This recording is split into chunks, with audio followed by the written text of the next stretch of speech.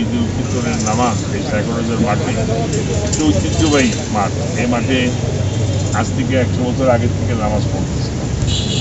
আমরা বিশ্বাস করি যে এইখানে আমাদের পূর্বপুরুষের নামাজ পড়ে গেছে, আমরাও পড়তেছি, হয়তো আমাদের পরের জেনারেশন এখানে নামাজ পড়বে।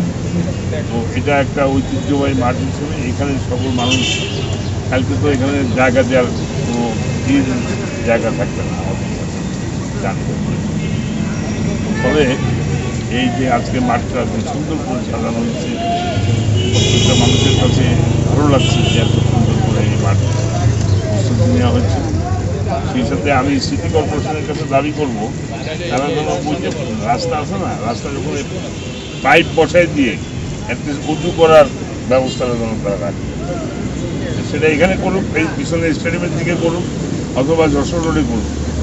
এর পাইপ দিয়ে টেম্পোরারি তারা পানির লাইন দিয়ে তারা এখানে নামাজ এই উজু করার ব্যবস্থা করবে। অনেক লোকের উজু করার অনেক সময় উজুর সমস্যা হয়, উজু করার দিনে অনেকে বাড়ি থেকে করে আসে না, এগুলো এখানে উজু করতে হবে।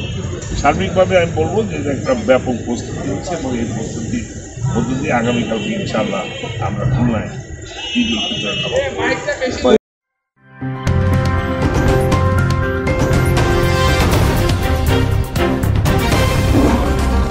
Voice of Tiger.